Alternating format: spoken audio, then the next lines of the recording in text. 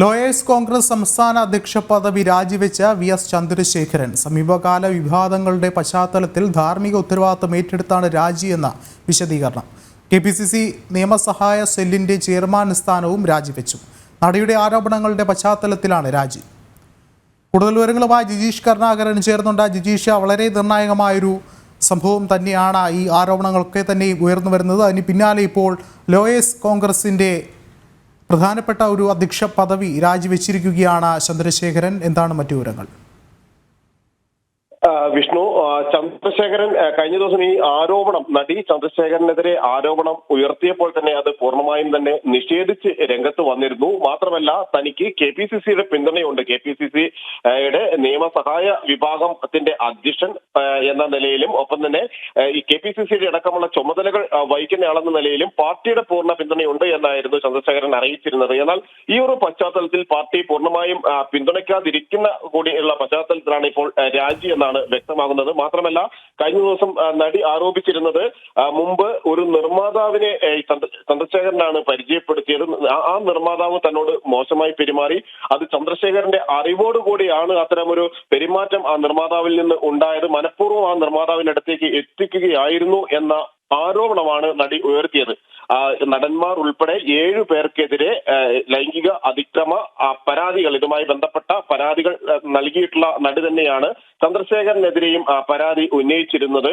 അതുകൊണ്ട് തന്നെ കഴിഞ്ഞ ദിവസം ചന്ദ്രശേഖരൻ വ്യക്തമാക്കിയത് നടി രേഖാമൂലം പരാതി നൽകിയാൽ അതിനെ നിയമപരമായി തന്നെ നേരിടും എന്ന കാര്യമായിരുന്നു ചന്ദ്രശേഖരൻ, ലോയേഴ്സ് കോൺഗ്രസിന്റെ അധ്യക്ഷൻ കൂടിയായ ചന്ദ്രശേഖരൻ വ്യക്തമാക്കിയിരുന്നത്.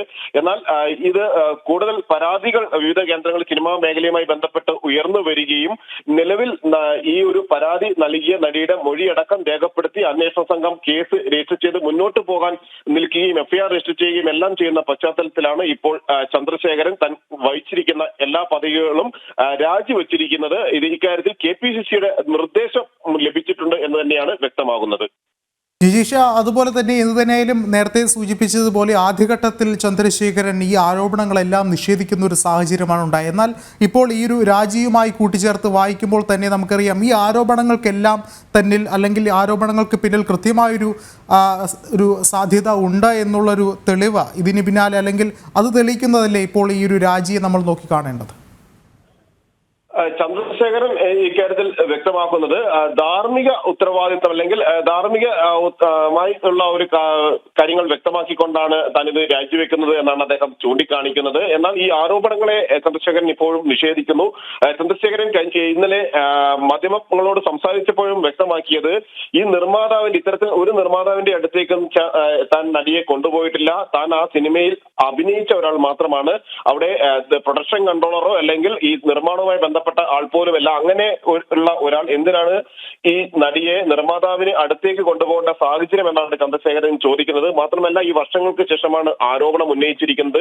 മോശമായി പെരുമാറി എന്ന് പറയുന്ന നിർമ്മാതാവിനെ വെള്ളപൂശാൻ ഈ ആരോപണം ഉയർത്തിയാൽ ശ്രമിക്കുന്നുണ്ട്. അതേ സമയത്ത് തന്നെയാണ് തനിക്കെതിരെ ഇത്തരം ആരോപണം ഉയർത്തുന്നത്. അത് രാഷ്ട്രീയ പ്രേരിതമായിട്ടാണ് ഈ ആരോപണങ്ങൾ എന്ന കാര്യവും ചന്ദ്രശേഖരൻ ചൂണ്ടിക്കാണിച്ചിരുന്നു. മാത്രമല്ല, ഈ ഒരു സംഭവം നടക്കുന്ന സമയത്ത് തന്റെ കാറിലോ അല്ലെങ്കിൽ താൻ മുൻകൈയെടുത്തോ ഒരിടത്തും നടിയെ കൊണ്ടുപോയിട്ടില്ല. താൻ ഒരുമിച്ചൊരു ഒരേ അപ്പാർട്ട്മെന്റിൽ താമസിച്ചിരുന്നു. ആ കാലത്തൊന്നും ഇതുമായി ബന്ധപ്പെട്ട പരാതികൾ നൽകിയിട്ടില്ല. അല്ലെങ്കിൽ നിങ്ങൾ ഇത്തരത്തിൽ പരിചയപ്പെടുത്തിയ ആൾ തന്നോട് മോശമായി പെരുമാറി എന്ന കാര്യം ഒരു ഘട്ടത്തിൽ പോലും സൂചിപ്പിച്ചിട്ടുണ്ടായിരുന്നില്ല. പിന്നീടാണ് ഇത്തരം കാര്യങ്ങൾ, ആരോപണങ്ങൾ എല്ലാം തന്നെ ഉയർത്തുന്നത്. ഇതിന് രാഷ്ട്രീയമായ ചില ലക്ഷ്യങ്ങളുണ്ടോ എന്ന കാര്യവും ചന്ദ്രശേഖരൻ ചോദിച്ചിരുന്നു. അത് മാത്രമല്ല, ഇടത് സഹയാത്രികരായ നടന്മാരും ഒപ്പം തന്നെ സംവിധായകരിൽ പലരും ഇത്തരത്തിൽ ആരോപണ വിധേയരാകുന്ന പശ്ചാത്തലത്തിൽ കോൺഗ്രസിനെ പ്രതിക്കൂട്ടിൽ നിർത്താനാണ് ഈ ആരോപണങ്ങൾ എന്ന കാര്യം കൂടിയായിരുന്നു പ്രധാനമായും ചന്ദ്രശേഖരൻ ചൂണ്ടിക്കാണിച്ചിരിക്കുന്നത്. എന്നാൽ കെ.പി.സി.സിയുടെ പിന്തുണയോ കോൺഗ്രസ് നേതൃത്വത്തിന്റെ പിന്തുണയോ ഇക്കാര്യത്തിൽ ചന്ദ്രശേഖരന് ലഭിച്ചിട്ടില്ല. കാരണം പ്രത്യേകിച്ച് സിനിമാ മേഖലയുമായി ബന്ധപ്പെട്ട് ആരോപണങ്ങൾ ഇത്തരത്തിൽ തുടർക്കഥയാകുന്നു.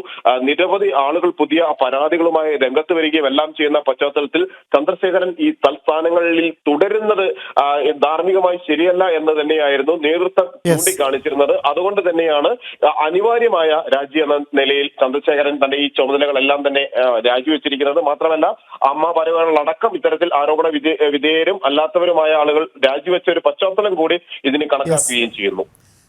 ജിജീഷാണ് വിവരങ്ങൾ നൽകിയത്.